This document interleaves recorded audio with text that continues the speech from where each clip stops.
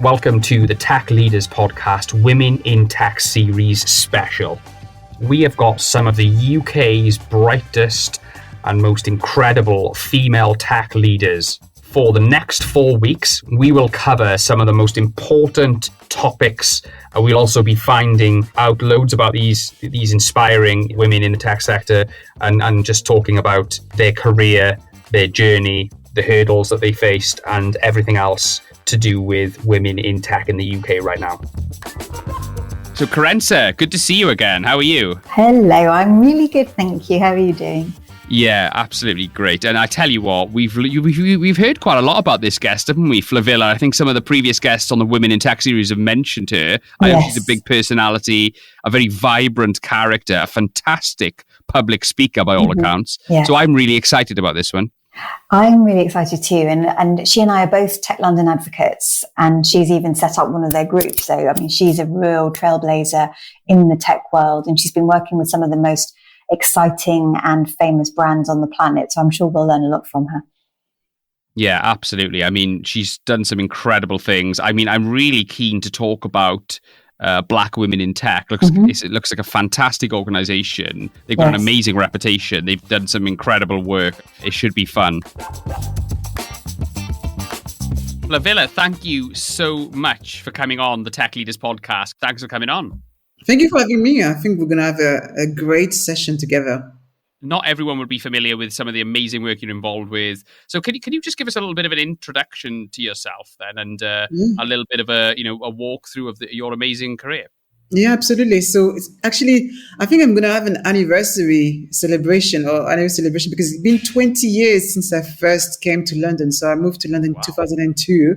But the idea was just to put myself out of my comfort zone and try something. I was great in all the topics except English. And I was doing a double degree, one in economics and law and one in marketing communication.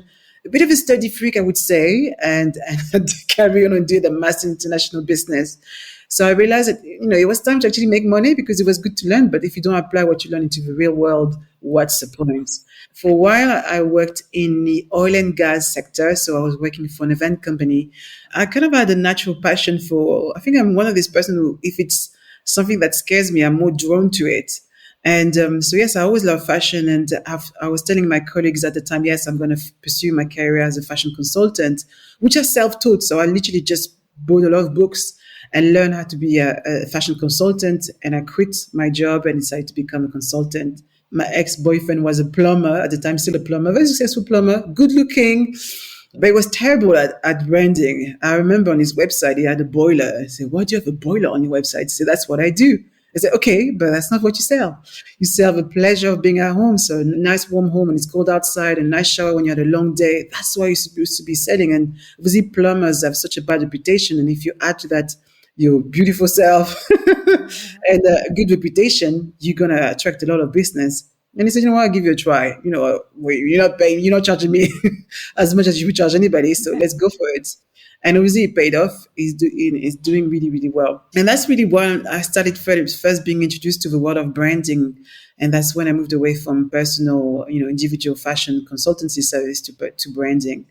And so yes, we focus on working with technology companies and supporting them, their branding. Aside, my journey into the tech space led me to, before COVID, being a networker. I've always been attracted to, meeting new people, learning about new stories.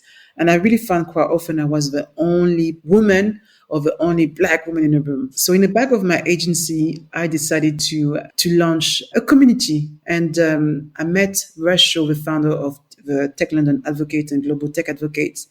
And I could see in his eyes and say, like, where are the Black women? I remember going to say, where are the Black women? Saying, I don't know. I'm going to find them. And he could be like, okay. And he believed me. And then, yes, I created TLA Black Women in Tech, really focused with no budget, because if they have no budget and people work within a Tech London Advocate community, are volunteers. I launched it. And I said, the first thing I'm going to do differently is to really put forward talented Black women. And one thing led to another, realized that it was becoming bigger than we expected. And then we had to be set up as a non-profit organization. And then last year we grew by 200%, again, with no budget. but this, the power of a community. And that's something that I advocate a lot with companies. That are you seeing your customers as client customers, or are you seeing them as a community? The more you create a community, the more you're likely to achieve actually more out of them. So yes, so that's my story so far. I thought I summarized as much as I can. And obviously on top of that, I also take the time to also run a podcast called Tech Brains Talk. So that's me in a nutshell. Well, this is the thing, Flavilla. You're a broadcaster, podcaster, public speaker. You're a motivational person. You have accomplished so many things. I mean, just setting up the Tech London Advocates group, just one of your many, many, many ideas and interventions that have helped make the world better. And your very deep understanding of brand and what matters. I was wondering, you wear so many hats. If you had to kind of describe what is your personal brand, how would you describe it? I love this question. And it's funny because often people say, how on earth do you do all of this? I say, first of all, I know the power of delegation and empowering my team. So that's something that I do. And if I had to define myself, redefine what I do and what's most important, for me, I would call myself the enabler. So whatever it is within my team, whether it is my clients, whether it is through, the power of delivering courses or speaking, is to enable people to achieve their best self. And in terms of you and your life, and it's obviously so varied, every single week it's so varied, what gets you up out of bed every day? Really what gets me up in the morning is having clarity that I'm making an impact, first of all, for myself, but also for my family. I was born in Paris, and people may think, oh my gosh, she lived in the most glamorous city in town, but what we don't show, and it's the ghetto, of the ghetto of Paris. And that's that part of the world, part of the Paris that I grew up in, where I had one pair of shoes and I didn't have my parents. I wanted to be an architect, but my mom could not afford to take me there. But, sometimes your journey takes you to something else. It's about building that resilience and, remembering, because if you just focus on money, that's not enough to get me up in the morning. A number of times I turned around, no, I'm not doing that. But if I don't believe in what you're trying to achieve, I refuse to work with you. And maintaining integrity is so important to me. But yes, so getting me up and I love what I do. I think that's one thing, that I love what I do, and in a great position to say that I found something that I'm really good at and I do very, very well. And you used two magic words there. You used love and you used resilience. I mentioned to you before we even came on the air that I just think you're so charismatic and sparkly. When people see you speak, they're drawn to you. But you've clearly got a huge amount of resilience about you as well. And it hasn't always been plain sailing, has it?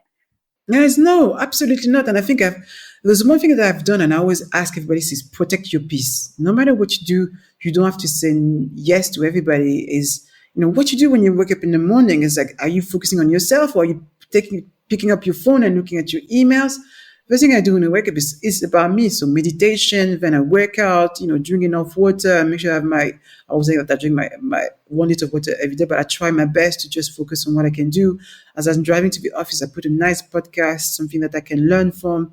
It's about that, how much are you enriching at? And I always try to think, as I say, I've always been an obsessive learner. And I think behind learning, that's where also hide the secret of happiness. What are you learning? What have you learned this week? And instead of for my team, it's like, what have you learned this week? What have you learned about yourself? What are you think that, you maybe feel that you're not capable of? I love to help them understand the importance of getting out of your comfort zone to really just see that, the best doesn't happen if you play it safe. Oh, that's really, really interesting, Flavilla. I think some of the stuff you've talked about there have resonated with me a lot, because when I was probably a similar age to you, I did something similar. When I left university, I didn't know what to do next. So I just lived in Canada for a year. And I always look back, and it was a bit random, but I just had a friend who did something similar. So I thought, I just applied for a visa, and I literally went over there with 1 month's pay and just stayed there for a year. I worked there. But I always look back on very fondly, and I'm so glad that I did it, because it was so outside of my comfort zone. That's where the magic happens. 100%. 100%.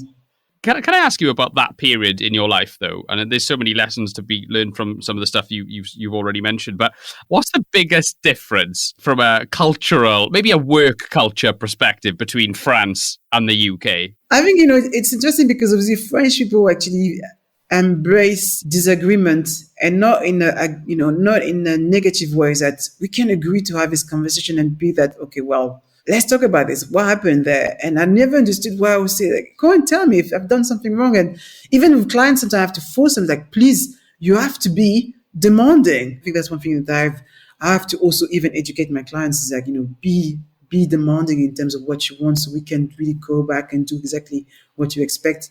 And don't be apologetic of, you pay us to do something, to do it right. That would be one of the first one. Let's not talk about food. I think one thing that I always love is people say Londoners are not kind, but I remember I was getting lost, in London. I didn't understand the postcodes whatsoever. I was like, what the hell is this place? And but people were so kind who walk with me and take me all the way to my destination and then disappear. I was like, wow, people will not do that in France whatsoever. So I think there's good in both words. The directness that you talked about, I do really relate to that. And in my team at BT, I work in the data and AI solutions team, and my boss has introduced us to something called radical candor. We're dipping our kind of English toes into it, or our British toes into it, because it's kind of culturally dissonant to embrace that. But actually you get much, much better outcomes if you're able in a psychologically safe space to actually say what you want and to give genuine, honest feedback. It's really empowering, but it's hard to do, and you have to practice it. It's crazy because I kind of want them to have a natural entrepreneurial mindset of, taking on board and ownership of what you're doing. It's like, if you don't take ownership, you're going to struggle. Understand the impact. So they obviously need to see the bigger picture in terms of what we're doing and really taking ownership. Like, Flavilla, I don't think this is in the right direction. We should do that instead. And I really welcome that. So that space that I've given them to do that, they now do that very naturally. And it's so important. And that's how you empower delegation effectively. How would you describe Flavilla's leadership style? What do you think they would say about you? I would say that I definitely come with a lot of positive, and I'm a very optimistic person, very direct. So there's never surprises. So if they do something wrong, I would tell them straight away. So again, I'm very direct. They're probably used to that. No, Oli, that's not right. Kylie, what? No, come on. So anyway, I don't let time for this to escalate. It's like, you should not be. It's always my rule. Like, when people get to their to the review meeting, they shouldn't be really surprised. They should know exactly what is expected. And if they haven't done anything to improve it, then that's obviously up to them. But for me, as I'm very direct, I always say thank you when they do something. I congratulate them when they're doing something, and I praise them like crazy. Mm-hmm. And really just taking that, for them, I really want them to take ownership, but that's what I give them. So I can disappear. I'm going on holiday. Bye. It's such a good life philosophy, though, isn't it? Because I think particularly in the health sector and in education, I think professionals who work in those sectors are brilliant at being just entirely professional. When you're a kid and you're at school, you've got no idea what your teacher may be going through in their personal life. And I think likewise, if you have to go to hospital or you go to a doctor, you've got no idea what a healthcare professional might be going through. But I think in other sectors, it might spill out a bit more, and people feel that it's okay to sort of bring their whole selves to work. And sometimes it's not appropriate, is it? It's not appropriate. And I don't think that, we all are human at the end of the day. And I think, what makes us human is also our emotion. The countries that have the most control of their emotion usually run a great country. So if you think about Greece, Italy, very emotionally cultural rise, and you can see the chaos that they have, and you compare that to, Switzerland or even Germany, where they can control their emotion, and there's a much more order into this. It's interesting, isn't it? When you don't think about the culture of a country, and you can see the Latina, they're emotionally driven, they're passionate, and sometimes it's too much. And when you have the opposite, the way that, they're a bit more control in terms of how they do, and therefore look at the environment, look at how things are being run. Yeah, I think that because that pressure just accumulates, and you need to have an outlet, don't you? You need to have downtime. Some people do yoga, some people play five-a-side football in the evening, some people whatever. How do you relax, and what do you do in your spare time? I think for me, downtime is, one thing that I value a lot is family and friendship and relationships. So for me, obviously, being in a relationship is important. That I love to cook, so I'm a cook. So we went for food that I can express. You're French, of course you do.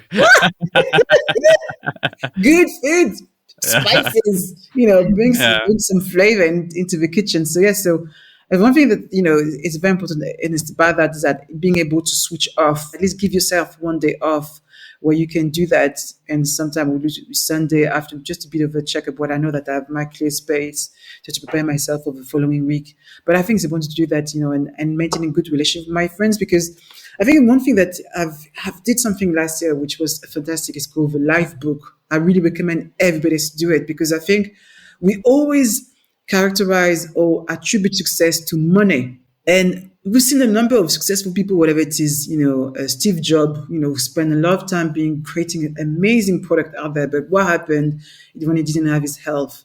And then what I love about the Life Book is I can touch you into 12 aspects of your life, friendship, relationship with your parent, love, your personal health and so forth. And really look in terms of where you are right now and are you neglecting one part of your life? And those 12 categories are really important, especially right now. I think that we had to go through COVID. Again, something protecting my peace is more important than anything else. I mean, one of the things I do that I feel that it might be tuning into a little part of what you just talked about is I do have a kind of grateful list. And I literally every day think about, before I get out of bed every day, think about 10 specific things that I am grateful for. And it is amazing how it does infuse your life with a bit more sunshine than it otherwise would have. Yes, it's exactly that. I think people always assume that happiness is looking in terms of what we want to have, and it's about that. It's about gratitude. Are you looking in terms of what you want to have, or are you looking in terms of what you already have? And I think we're really good at when people we think about when in a deathbed and say like, I wish I had more time to appreciate this and this and that. But look, no, I think there's loads of directions we could go in with that. I suppose I just what I wanted to ask you though, for people who are listening who are maybe looking for inspiration to get a bit of the secret Flavilla secret sauce. Okay, I'm wondering, what books have you been most inspired by? Oh my God, I couldn't say one in particular because I think it depends what you're looking to get.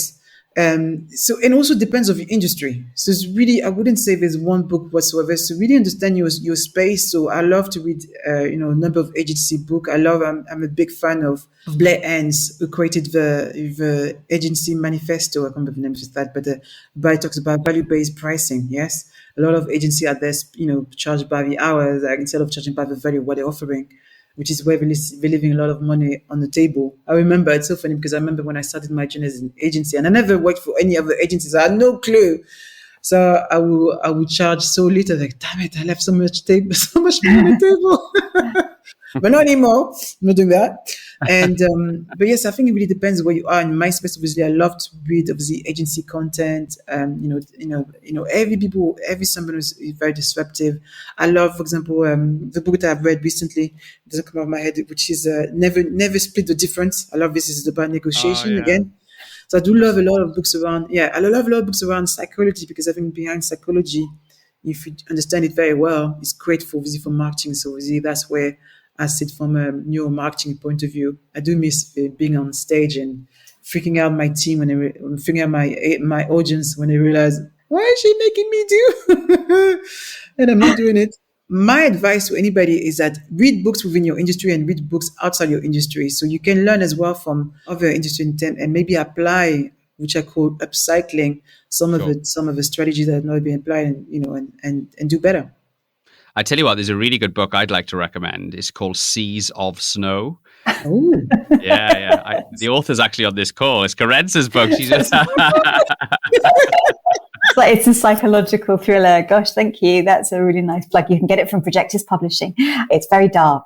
I was a television producer for a long time, so I actually wrote it in quite filmic scenes. So it's very episodic. For those that aren't kind of people that like to read for hours and hours and hours, you can dip in and out of it and then come back. But I have heard quite a few readers have read it all in 1 or 2 sittings, actually. So it sort of depends what you like. But thank you, Gareth. That's very nice of you. Well, I'm not a fiction guy, but I think this could be my segue over to fiction. Maybe I'll use it. So, yeah. One of the videos I saw of you, but that psychology thing, I want to go back to that actually, because it does spark something that links back to something you said earlier. Like when we're talking about brand and you're working with a lot of the tech industry and you're really helping them connect with their audiences, have you spotted any patterns or any specific barriers that are blocking particularly tech companies, but maybe other brands as well? I know you work with a variety of different brands, connecting with women and connecting particularly with Black women. I love that. It's such a good question. And that's something that I'm glad that you brought it up, because I think if you think about who are the engineers who are building the technology are quite often white men. So we have now technology. We're talking to AI tools everywhere. Alexa at home. I'm not going to say the word of the app on my phone because I'm going to start talking otherwise. But they build most of the time by men. And what will happen, they will build them with unconscious biases. And what happened is that they don't take into consideration. And I love that you mentioned this because one of my clients, she's a female and she's a female health tech entrepreneur. And she realized that a lot of, for COVID, a lot of people who are obviously affected by COVID were the minorities. People, for example, the Muslim woman who cannot go to a male doctor because of religion's reason, or the black person who doesn't want to take the COVID test because of history of the black community being given something else instead of the vaccine. So that's still within a DNA trauma. And she had to create a product that understands that and doesn't take off the digital cultural differences. And that's something that, we're talking about as well within the TLA Black Women Tech space. And that's the reason why those companies come to us, because they are fully aware that the technology companies are now dominating, on top of the space and everything that we do. Every company now is tech. So we have products that, unconsciously are being developed by people who would alienate, category. And that's why it's so important. Thank God as well with the rise of ESG and what is being done, companies have to be much more concerned and in terms of their choices because customers are asking for more. If you look at, I have a bunch of Gen Z and they want web companies who have a meaning. And a lot of them are excited to work with Chile Black Women in Tech for that reason. It's like purposely driven. This is a non-profit organization, but it's so easy to attract them if you have something that is more than just money. Can we just dig into that a little bit? I'd really like to know about your motivation for setting up Black Women in Tech. Yeah, absolutely. So when I used to network, I've always been accustomed being the only of a few women in the room or either sometimes the only woman in the room. And being Black has meant that you also look younger than your age. So people think that, is she going to make the coffee? And when they realize I'm the speaker, they're like, oh, okay. She's there for something. And I love to just people to underestimate me. It always makes me laugh. When I found myself in the technology space, and I was like, oh my gosh, it's still the same problem. And I could, for me, I've always been empowered by being outnumbered, where most, sometimes, people will feel, and, not powered by that. For me, it doesn't intimidate me. So I'll come in my red suit. Hey, I'm here. You're definitely not going to forget me. But then I realized that the way I presented myself was no longer enough, especially because in the tech space, we're creating products that have a massive impact at scale. And I looked at that and was like, no, this is not okay. And I had to go against the belief that everybody had that there's no talented Black women. I was like, we can't find them. And I made a mission to say, okay, well, I'm going to try and see if I'm right or wrong and start like that. And I say, okay, so we have no budget, but there's social media. And a lot of things can be done with social media if you use it very well. And obviously being a marketer, I say, okay, well, I don't have a budget, but if I know exactly how to use it and tap into my audience audience power, then I can do that. So when we launched Chile Black Women in Tech, I just said every day for a month, we're going to present a Black woman in tech. And for every day we did that. For 31 days, we presented a Black woman in tech. And what was surprising for a lot of them, they're like, oh, wow. For one, somebody's thinking that I'm a role model. Oh, wow. I'm being presented on a pedestal. And one thing led to another. We grew. And I think one thing that we did as well is that we were running events on a monthly basis where one thing that we were very intentional was to always have 50% of our speakers had to be Black women. And then the rest can be men, and so forth. And we've never been short of finding amazing Black women who can talk about different topics from AI to blockchain to crypto, and so forth. And we've never been short. So when I go, and I make my demand as well, when people ask me to speak at events, say, what are you doing, in terms of bringing diversity? Mm-hmm. And you can't tell me that there's no great Black women. And as I grew the network, I realized, and I was starting a conversation with women say, I've been in the industry for 20, 25 years. Mm-hmm. And I realized, wait a minute, how come I've never heard from him? And it wasn't just one random case. It was a lot of them who were working for Zoom, for American Express, and so forth.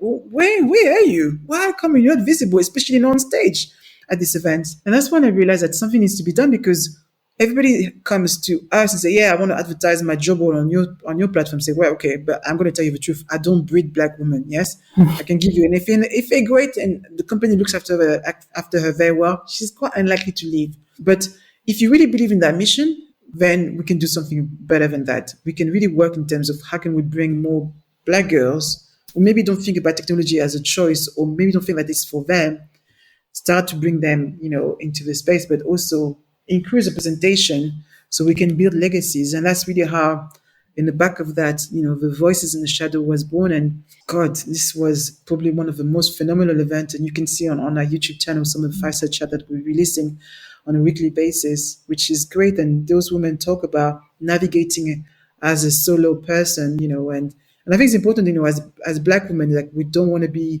seen as a martyr or whatsoever. It's like, recognize that, we're great, but use our power to open opportunities where you can't see it. The Black community spend money. We are spenders, and if you can understand, if you can create a brand that relate to that, and it was a study from Deloitte that revealed that a lot of companies will create all these, these personal profile or personas of customers, usually 2 or 3, but our clients are more and more and more diverse, so the more you take some of them out, the more you're actually creating a gap within what you're supposed to offer. And that's something that I was keen on doing. So really get them to understand that diversity is not an act of kindness, it's good business. And if you understand that, align that with business, you'll be able to tap a new market that you probably don't understand. Do you have a theory as to why it has been so hard for people to rise to that prominence and to have that moment in the spotlight? Because it's so shocking and it's so wrong, and you've got up and done something about it. And there are probably tens of thousands of people, if not millions of people, that really thank you for that. But not everyone has got that ability to lend their voice. But you did it. But have you got a theory about why hasn't it happened more proactively? For so many reasons. I think is that we all live in our bubble. So we have, and I mean, including myself, we all make unconscious biases. And sometimes also, I blame a lot what the media and, sometimes, behind the big advertising campaign and how we're portraying, and stereotypes are done, all the time. I was talking to one of the directors at Toyota, and she's a brown woman. She's, and again, something like, how we're presenting women in India, or, what they're supposed to do. So we create those massive stereotypes, and maybe for, number of times, for me, Flavilla Fongang, you can't guess that I'm Black person whatsoever. But, if your name is, Fatoumata or whatever it is, and we've seen that in France where they don't even get to the interview stage. So people make a lot of assumption of what maybe 1 or 2 cases or scenario and believe that everybody is like that, and so forth. And again, we're talking about generations and generations where wealth have been built, and so forth. And it's hard not to break it down. It would take a lot of time, and, I have friends from all sorts of backgrounds. And, we had a really candid conversation. And he said, like, I didn't realize how privileged I was, until I've woken up. Because if your environment is all white, you can't experience what everybody else is living, The more you travel and you realize that your world is not based on your standards, it's your ability to adapt to different culture and understand it, your way is not the way, is different. Didn't you do some research and created a book in relation to some of the stories you'd come across with Black women in Correct, tech? yeah, the Voices in the Shadow, yeah. I noticed there's a couple of things that you spoke about there when you were talking about that book, is that a lot of women had quit the STEM sector and then regretted it later. There still wasn't enough women getting into STEM subjects, and there wasn't many role models. Is this getting better, Flavilla, or is it staying stagnant?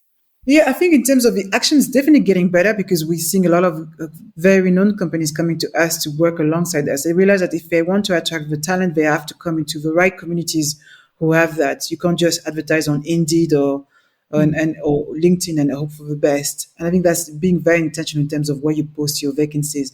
You have to understand that what we're doing right now probably not going to impact on this generation, but probably the next generation. And that's why, I keep saying to companies that this is a long game. Are you here for the long game or just to post an advert on our page?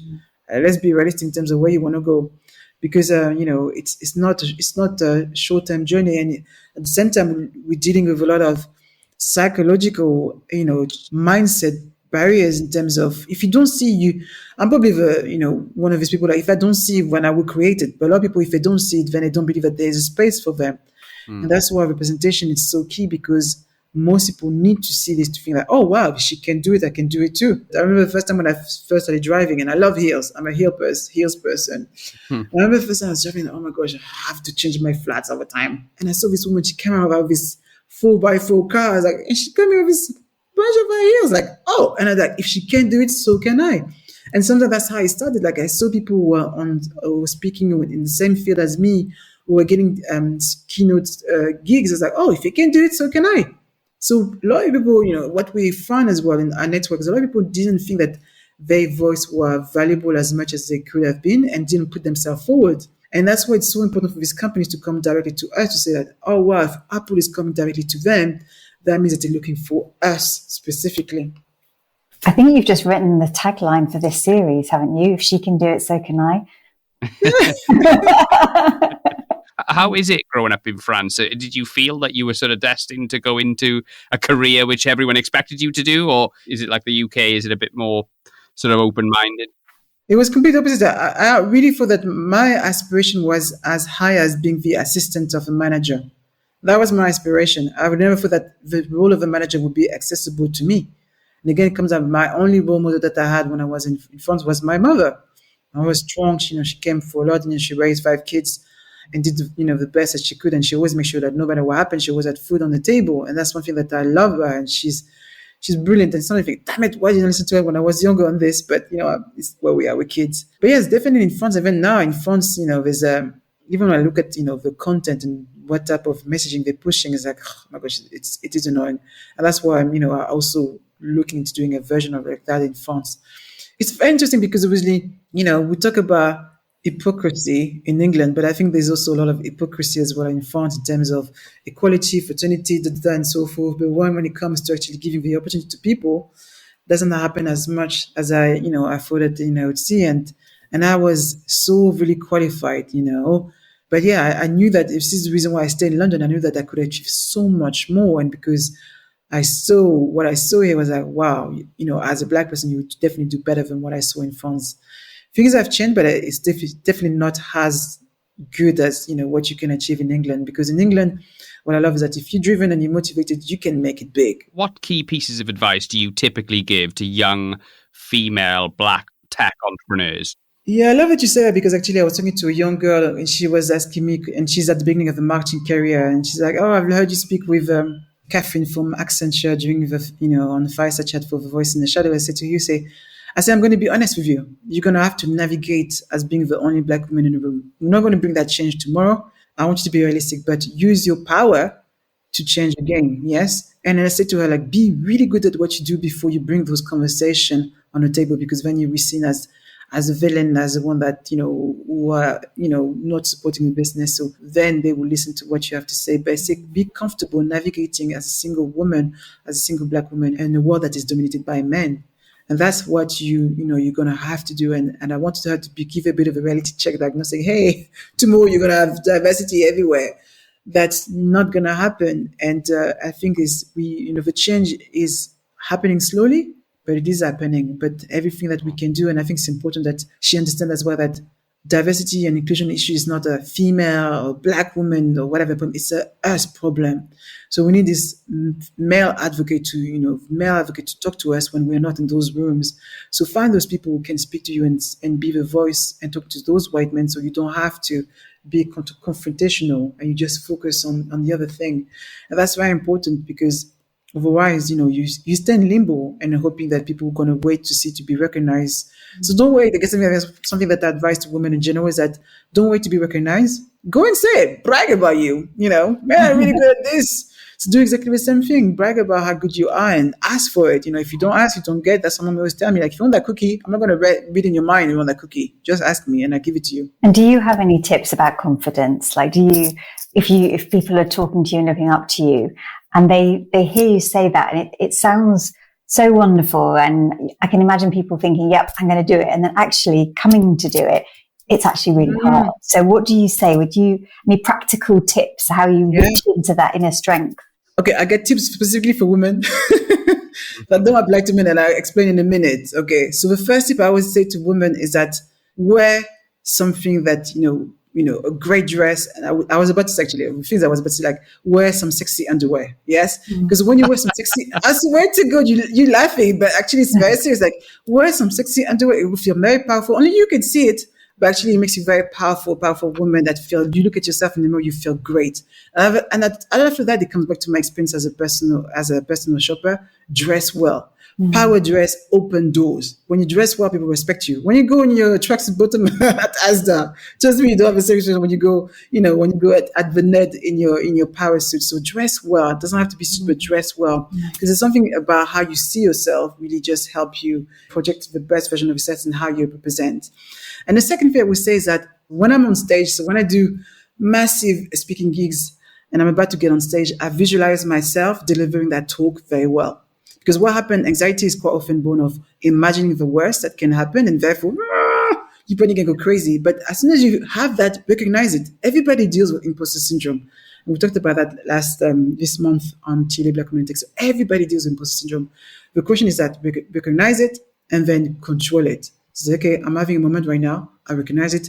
Breathe in, do inhale, exhale, and then go into your mind where you visualize you doing something how you want it to happen. And you will see how much it calms your nerves and it changes the game. But yes, so for women, wear sexy underwear, men, wear some sexy socks. I remember one day I was feeling a bit demotivated. So I remember I woke up early and I just put all my work clothes on, like trousers and shoes and a shirt. Even though I was working from home all day, it had an effect. I had a much better day than I'd had for ages. It's just crazy what it does to your brain, doesn't it? It really does. It really does have an effect.